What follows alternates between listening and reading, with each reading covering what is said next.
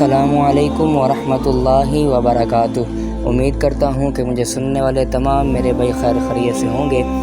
میں آپ سب کے لیے روزانہ کچھ نہ کچھ اچھا لے کر آتا ہوں، جس میں حضور علیہ الصلوۃ والسلام کی حدیث مبارکہ بھی ہوتی ہے اور مولا کائنات آپ کے اقوال بھی ہوتے ہیں، امام حسین آپ کا بھی فرمان ہوتا ہے۔ تو آج میں آپ کے لیے بہت اچھی بات لے کر آیا ہوں۔ کیا فرق پڑتا ہے ہمارے پاس کتنا حسن، کتنی دولت، کتنے لاکھ، کتنے کروڑ، کتنے گھر، کتنی گاڑیاں ہیں، کھانی تو بس 2 روٹیاں ہیں، جینی تو بس ایک زندگی ہے۔